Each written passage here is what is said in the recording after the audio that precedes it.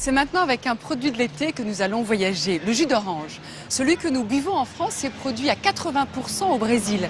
C'est donc là que nous allons pour découvrir et pour comprendre par qui et dans quelles conditions il est fabriqué. Et puis nous nous sommes posé une question.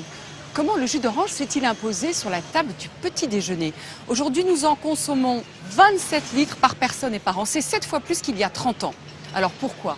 Est-ce pour son goût, peut-être pour sa couleur et pourquoi pas pour sa réputation de grand pourvoyeur de vitamines? Alors nous avons enquêté, le jus d'orange tient-il toujours ses promesses santé et quels sont donc ses secrets de fabrication? Comme chaque été, le jus d'orange prend ses quartiers sur les terrasses ensoleillées. D'un bout à l'autre de l'année, il nous accompagne dans notre vie quotidienne. Nous en buvons 27 litres par an et par habitant. Pour Caroline et ses amis, pas un jour ne commence sans un verre de jus d'orange. Tous les matins, ça va avec le petit-déj. Tous les matins, un petit verre de jus d'orange avant d'aller au travail. En plus de la douche, il faut le petit jus d'orange pour bien démarrer la journée. Un peu de peps, un peu de vitamines. Ça nous donne aussi l'impression d'avoir notre portion de fruits. Le jus d'orange apparaît donc comme une boisson saine, vitaminée. Les fabricants semblent avoir réussi à faire oublier qu'il s'agit aussi d'une boisson sucrée. Est-ce que vous avez le sentiment de consommer du sucre quand vous buvez un jus d'orange? Non, pas du tout. De consommer du fruit, oui, mais pas du sucre. Par rapport à un soda classique, je pense que c'est moins sucré. Ouais. Et ce jus d'orange, savent-ils d'où il vient? L'Espagne. Alors moi je dirais l'Espagne, le premier producteur. Ouais. Le Maroc aussi, je pense. Derrière son comptoir, Lulu connaît-il leur provenance? Vous savez d'où elles viennent, les oranges? Ah oui, elles viennent d'Espagne. Et les jus de fruits en bouteille viennent d'où? En vrai, je ne sais pas.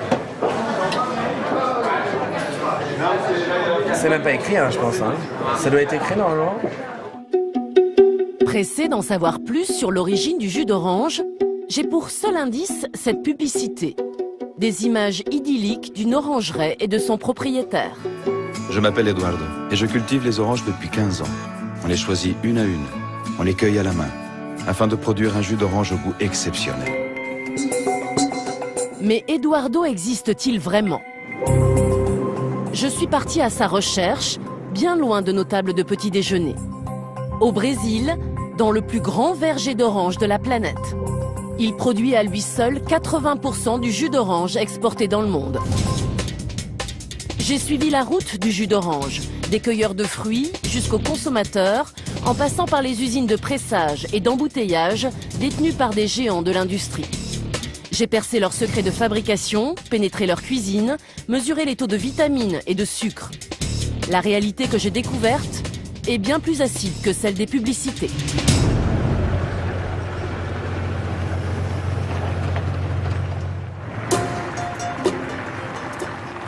C'est dans le berceau de l'orange, à Itapolis, que mes recherches ont commencé. Nous sommes à 600 km des plages de Rio, au cœur de l'état agricole de Sao Paulo.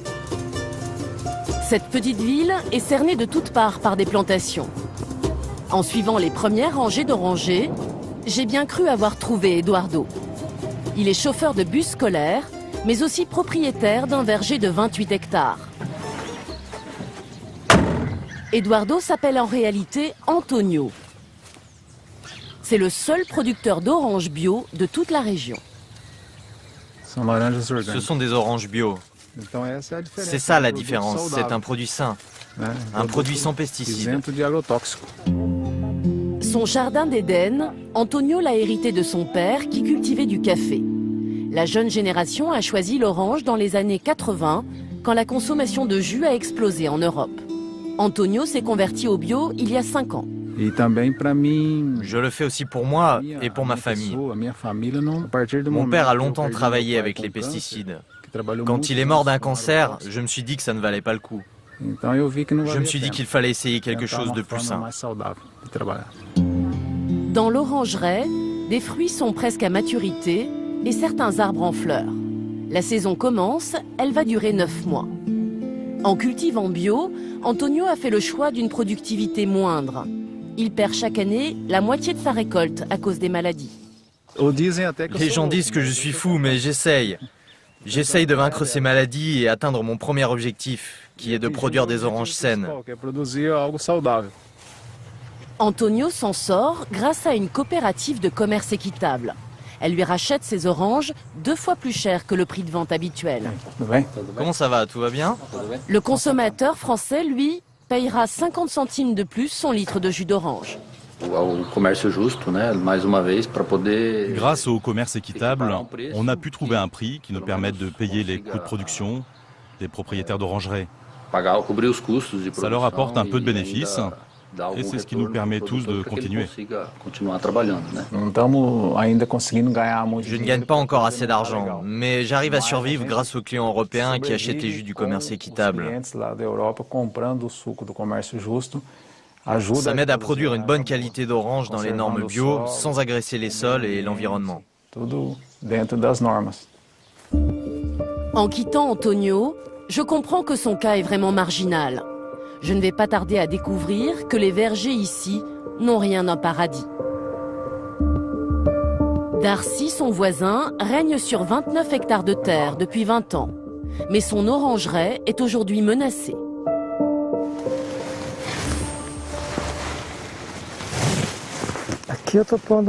Je mets les protections, le masque, la visière, un bonnet, des gants. Tout ça pour pouvoir pulvériser les pesticides. Boirons-nous encore longtemps du jus d'orange brésilien? Car Darcy bataille contre le dragon jaune, une maladie transmise aux orangers par un insecte venu de Chine. Et ce dragon-là ravage toutes les plantations du pays. Ça commence d'abord dans les feuilles. Elles jaunissent et ensuite l'orange, regarde, elle tombe par terre. L'orange n'arrive pas à grandir. Si on secoue un peu, elle tombe. Dès qu'un arbre est touché, il faut l'abattre. Alors chaque mois, Darcy noie ses oranges de pesticides. La pire chose dans mon métier, c'est la pulvérisation des pesticides. Et chaque année, je dois pulvériser de plus en plus. Mais je me sens obligé de pulvériser. Soit je pulvérise, soit je quitte le métier. 3 jours par mois, Darcy est donc obligé de traiter son verger. Dans ce nuage de pesticides, l'image d'Eduardo se dissipe. Je reprends la route. Les petites propriétés cèdent la place à d'immenses plantations et à la culture intensive. Ici, plus d'1 million d'arbres sont plantés. Il ne s'appelle pas Eduardo, mais Michael, et il vante l'orange du Brésil comme dans les publicités. Le fait qu'il y ait autant de production d'oranges au Brésil, c'est la combinaison de plusieurs atouts. On a beaucoup de soleil, il y a beaucoup de pluie, des lacs et des rivières, et une très bonne qualité de sol, riche en nutriments, ce qui est excellent pour les arbres. Mais l'enfer du dragon jaune frappe aussi cette immense orangeraie. Les pesticides sont massivement utilisés, mais pas seulement. Michael me fait découvrir une parade étonnante. Ici, on a une solution naturelle contre les maladies, enfin, autant qu'on peut. Ce qu'on fait ici, c'est qu'on mélange un oranger avec des racines de citronnier. Ça paraît fou, mais la raison pour laquelle on fait ça, c'est que les citronniers sont beaucoup plus résistants que les orangers face aux maladies. C'est des oranges qui ont le goût de citron ou c'est les mêmes oranges? Non, ça a parfaitement le goût d'orange, en aucun cas le goût du citron. Tout cela peut paraître bien artisanal. Pourtant, nous sommes ici chez un géant du jus d'orange. La plantation appartient à Koutral, le numéro 2 mondial. J'ai repris la route pour me rendre au cœur du système Koutral et prendre conscience de sa puissance. En arrivant dans la ville d'Araraquara, impossible de manquer l'usine du groupe. Presser des oranges, c'est le premier métier de cette compagnie. La moitié du jus d'orange que nous consommons en France provient de ces usines. Triées, lavées, désinfectées. Avant d'être pressées, les oranges font peau neuve.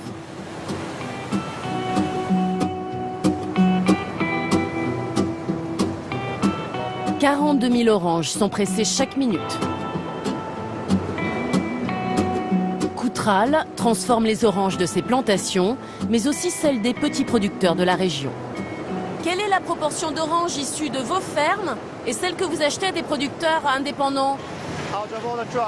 En moyenne, 30% de ce que livrent les camions sont nos propres fruits. C'est une proportion qui grandit? Vous possédez de plus en plus de plantations?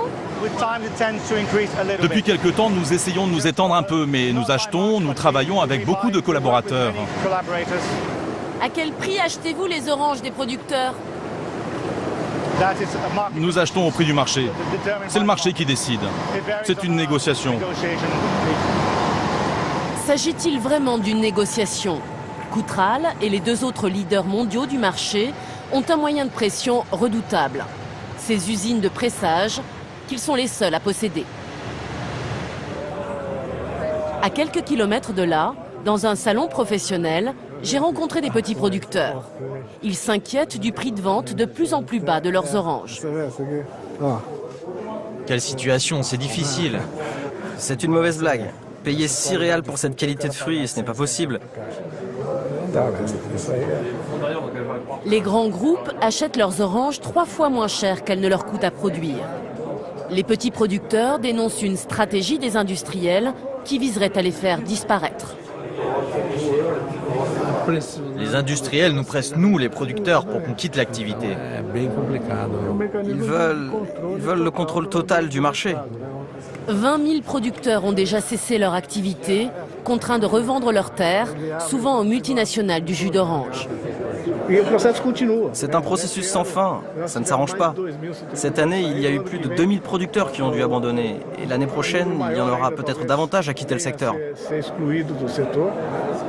Les petits producteurs dénoncent un cartel, une entente sur les prix décidée par les grands groupes industriels. Ils ont même porté plainte. Dans leur viseur, le groupe Koutral. Il y a un procès en cours, il y aurait une entente entre les grands groupes comme le vôtre pour imposer des prix d'achat très bas. Je ne crois pas. C'est déterminé par le marché. Vous n'avez pas entendu parler de ça? Non. Vous ne voulez pas parler de ça? Mais c'est vrai ou c'est pas vrai? Ce sont les conditions du marché. Et les gars qui ne sont pas compétitifs sont éliminés. Mais vous savez, on fait travailler beaucoup de monde. Au total, Koutral emploie 80 000 personnes dans ses usines, mais aussi dans ses plantations. Pour ramasser les oranges dont le jus nous régalera chaque matin, il travaille en plein air, mais à la chaîne. À 6h30 du matin, chez Koutral, une armée de cueilleurs embauche pour une longue journée de labeur. Avant de rejoindre l'orangeraie, désinfection obligatoire pour ne pas contaminer les fruits.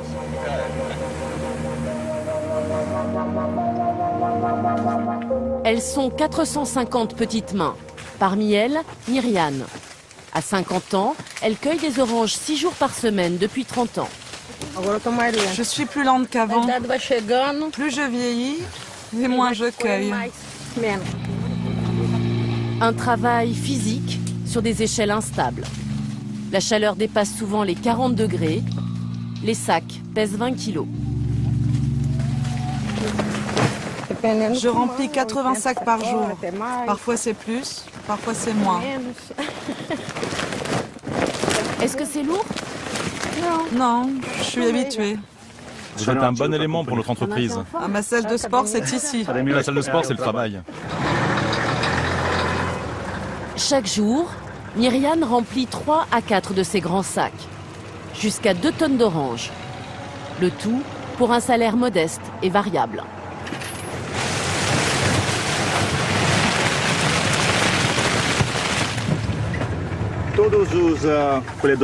Tous les cueilleurs gagnent le salaire minimum brésilien, soit l'équivalent de 250 € par mois. Mais plus ils cueillent, plus ils gagnent.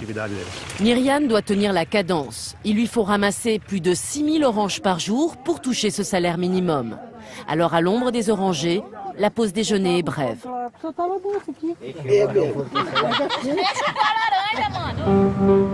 Je retrouve Myriane après ses 8 heures de travail, débarrassée de son uniforme. Ce soir, c'est jour de paye. Je ne sais pas combien je vais toucher.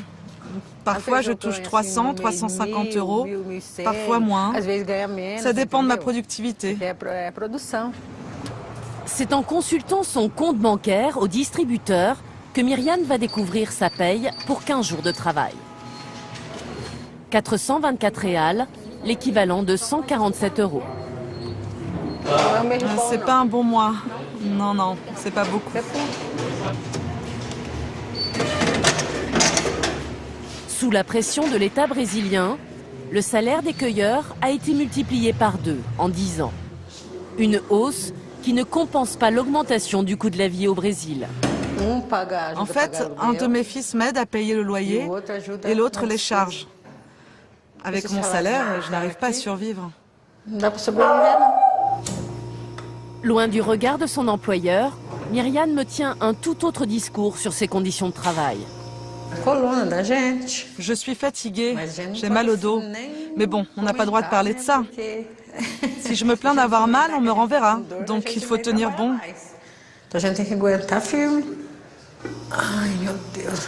J'ai déjà tenu 30 ans, je peux tenir encore un peu plus, non? Demain, à 5 heures, avec sa gamelle, Myriane grimpera dans le car comme tous les matins. Avec un espoir, ne pas tomber de son échelle dans la plantation. Car les accidents du travail sont difficiles à faire reconnaître. Mon seul moyen de rencontrer ceux qui ont été accidentés, c'est de retourner dans la ville d'Itápolis. Ici, un homme se bat pour faire reconnaître le droit des travailleurs. Au syndicat des employés agricoles, Antonio Boava reçoit chaque semaine des saisonniers blessés. Bienvenue, entre. Comme Anna qui vient d'être licenciée. J'ai fait une chute avec mon sac plein d'oranges. Et ils n'ont pas voulu signer une déclaration d'accident de travail. J'ai un problème aux 2 genoux et à la main. Et j'ai été virée sans avoir droit à rien. Et vous n'avez aucune indemnisation? Non, non, non. Pour le syndicaliste, le cas d'Anna est loin d'être isolé. Chaque entreprise a son propre médecin et ils ont intérêt à ne pas signer de déclaration d'accident du travail. C'est vraiment une pratique courante des employeurs. Donc à ce moment-là, il faut saisir la justice. Les cueilleurs sont aussi les victimes du fameux dragon jaune, car des pulvérisations de pesticides ont lieu en leur présence, ce qui est totalement illégal. Est-ce que quelqu'un parmi vous a souffert à cause des pulvérisations de pesticides? Nous étions en train de travailler. Ils sont passés avec la machine à poison. J'ai eu envie de vomir, mal à la tête, et je suis resté comme ça. Et vous n'avez pas eu de séquelles? Non, ça va. Mais le lendemain, plusieurs n'ont pas pu venir travailler. Ils n'ont pas pu travailler pendant 3-4 jours. Et vous, vous avez vu des pulvérisations pendant que vous travaillez? Ah oui, moi je me suis plainte plusieurs fois. Les vêtements ont une odeur, ça pue le poison. L'odeur reste imprégnée même quand tu as lavé tes vêtements. Ces pesticides que les cueilleurs respirent, en France, nous ne les retrouvons plus qu'à l'état de traces et seulement dans quelques rares jus d'orange. Mais sous quelle forme le jus va-t-il arriver jusqu'à nous? Il est pressé, mais parfois il est aussi concentré. Pour réduire les frais de transport, les industriels n'hésitent pas à le faire bouillir pour le vider de son eau. Ils obtiennent ainsi cette mélasse. C'est pas une simple orange pressée, c'est un véritable processus industriel. Non, c'est énormément de technologie. Quand tous les tests sont bons, c'est transféré dans de grands camions-citernes qui vont rejoindre le port avant d'aller en Europe et partout dans le monde. Dans cette usine, 7 jours sur 7, c'est un balai incessant de centaines de camions. Les uns remplis d'oranges, les autres chargés de jus pressé ou de concentré. Ils prennent la route du port de Santos, destination l'Europe.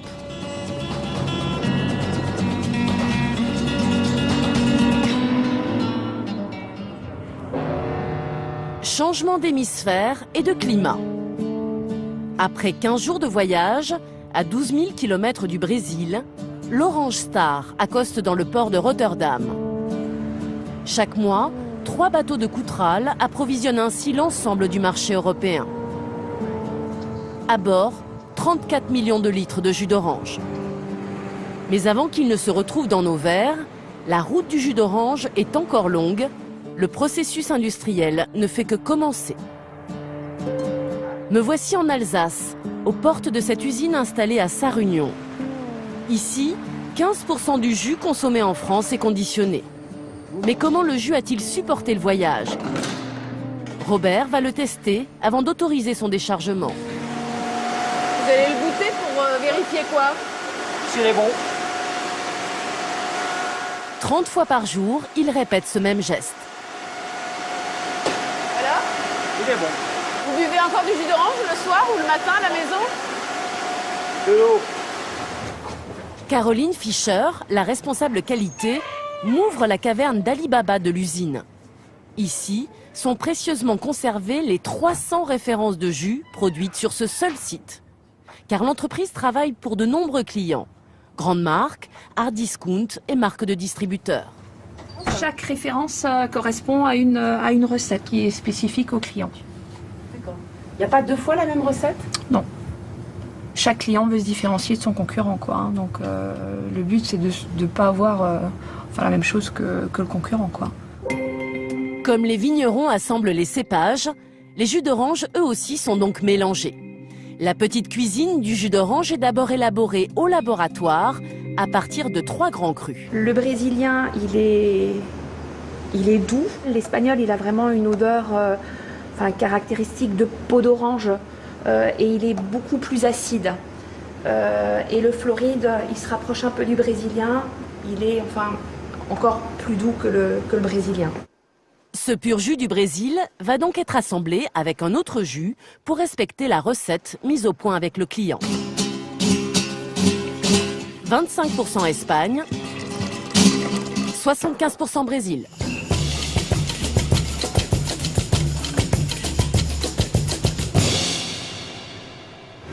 Donc il n'y a rien d'autre qui est ajouté. Il n'y a rien d'autre qui est ajouté. Pour le jus à base de concentré, ça se corse. Rappelez-vous cette mélasse qui sortait des tuyaux de l'usine brésilienne. Là-bas, le jus a été vidé de son eau. Il faut désormais la réintégrer. Pas plus, pas moins. Le jus a meilleure mine, mais problème, il n'a plus aucun goût. Car pendant le processus de concentration, les arômes se sont évaporés. Alors eux aussi sont réintégrés. Pas des arômes de synthèse. Ah non, la réglementation ne nous l'autorise pas de toute manière. Hein. Donc c'est vraiment uniquement des arômes du fruit, quoi. Et lors du process également, on perd la vitamine C. Au moment de la concentration au Brésil? Au moment de la concentration, c'est le chauffage qui fait perdre la vitamine C. Et donc là aussi, il y a une restauration qui peut se faire. D'accord. Et c'est de la vitamine C de synthèse, naturelle?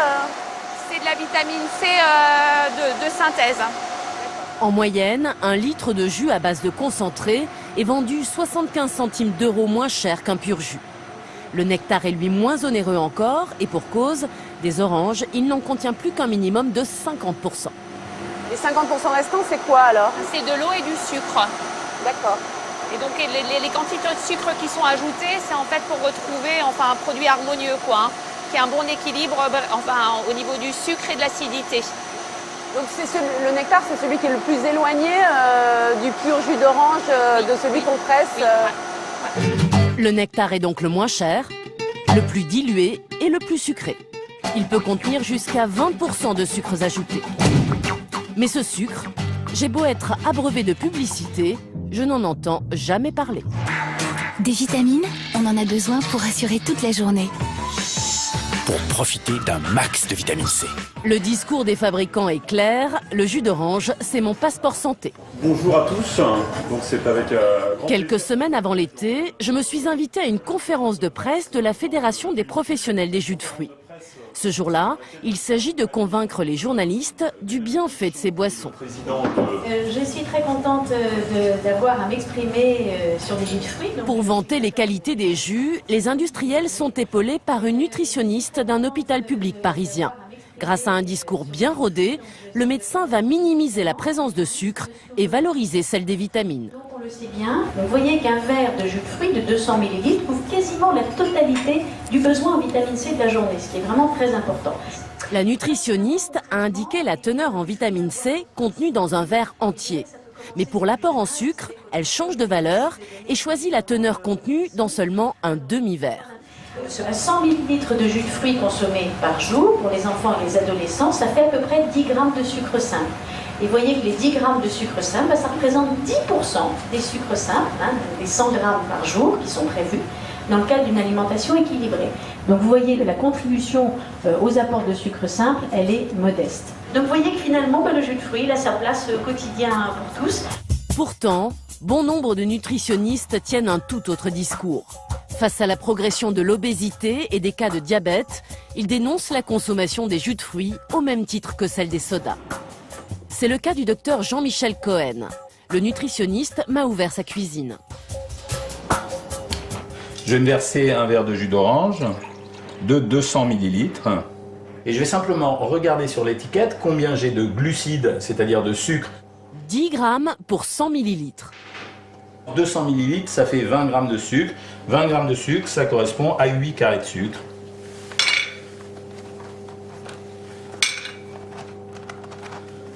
Voilà. Maintenant, je vais me verser un verre de cola d'une quantité équivalente. Et je fais la même opération. Et là, j'ai 10,6 grammes, c'est-à-dire exactement le même chiffre quasiment que l'autre. Et de 5, et un 6, et de 8 carrés de sucre. Et si j'étais vraiment raffiné, je prendrais un tiers de carré de sucre et je le mettrais en plus. Je vous confirme que malgré le marketing et l'idée ambiante que le jus d'orange est un très bon produit pour la santé, vous avez en buvant du jus d'orange ou un soda exactement la même teneur en sucre. Le docteur Cohen s'inquiète aussi de la confusion entre jus d'orange et boisson à l'orange. Ici par exemple j'ai un pur jus de fruits, donc ça signifie que ce produit a été fait exclusivement à base de fruits. Mais ça, par exemple, qui se développe à l'heure actuelle, c'est des boissons spécifiques pour les enfants. Et quand on lit bien l'étiquette, il ne s'agit plus d'un jus de fruits. Le concentré de jus d'orange ne représente que 12%. Grosso modo, on a acheté de l'eau sucrée aromatisée, quoi. Mais ces boissons n'ont rien à voir avec du jus de fruits. Et alors on peut avoir même encore plus original, vous vous rendez compte que dans cette boisson, il n'y a que 5% de concentré de jus de fruits, c'est-à-dire une quantité extrêmement faible. Et ça c'est vendu au rayon à côté des... Ah ben ça va être vendu comme ça, ça va être côte à côte le pur jus de fruits et ce type de produit. Et le consommateur, son deuxième geste, ça sera de regarder le prix et de se dire « Oh au fond, j'achète du jus d'orange avec de la vitamine C, prenons ça, voilà ». Le médecin tord le cou à une autre idée reçue. Le jus d'orange n'est pas le meilleur moyen de consommer de la vitamine C. Si je prends des fraises, des framboises, du persil, du poivron, des kiwis ou bien des brocolis, j'ai une quantité de vitamine C qui est supérieure à la teneur en vitamine C de l'orange. Mais ça, c'est la construction marketing qui a fait ça. Voilà, ici j'ai la teneur en vitamine C qu'il me faut pour la journée. Alors on peut couvrir ses besoins très facilement en augmentant 50 grammes de brocoli en plus. Mais 50 grammes de brocoli, vous savez, c'est guère plus que ça, hein. Et dans un produit tel que celui-là, vous avez presque la moitié de ce que vous avez besoin en vitamine C dans une journée. La vitamine, l'argument santé qui fait oublier le sucre, est-elle vraiment présente dans nos verres? Se conserve-t-elle au fil des mois? Entre la cueillette, l'embouteillage du jus et jusqu'à notre table, il peut se passer du temps, beaucoup de temps. En général, un produit conditionné aujourd'hui, vous allez le retrouver sur le marché dans... Enfin, délai le plus court, je dirais, c'est 1 mois. Et puis après, vous pouvez, il y a certaines références qui ont des rotations plus faibles, où vous mettrez enfin 3, 4, 5 mois à le retrouver dans le commerce. Du jus d'orange enfermé plusieurs mois dans des cartons, ça peut sembler sans conséquence, mais il y a un petit pépin. À Massy, près de Paris, Violette Ducruet, chercheur à l'INRA, a étudié l'impact de l'emballage sur la teneur en vitamine C. On s'est donc aperçu que le meilleur conditionnement est le verre, et puis je vais mettre à égalité ces deux types de contenants. L'ennemi de la vitamine C, c'est l'oxygène, et il pénètre plus facilement les emballages plastiques et cartons que le verre.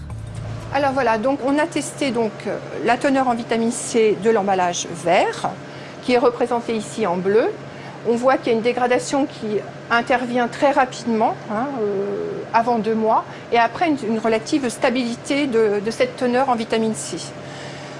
On a testé aussi la vitamine C pour différents contenants en matériaux plastiques de ce type-là, et c'est la courbe qui est ici en vert. Et on voit qu'on a une dégradation de la vitamine C assez rapide et qui se poursuit au-delà des 2 mois et 3 mois de conservation. Et sans ouvrir une bouteille, oui. La Oui. vitamine C se dégrade. Absolument. Une fois la bouteille ouverte, c'est pire, la vitamine C disparaît encore plus vite. Mieux vaut vite reboucher et conserver au frais. Mais j'ai fait une découverte bien plus surprenante encore, que les professionnels du jus d'orange et les agences sanitaires se gardent bien de dévoiler. Ce secret, les dentistes le connaissent bien, le jus d'orange serait l'ennemi de nos dents. Julien Lopi, président de l'Union pour la santé bucco-dentaire, pointe du doigt son acidité.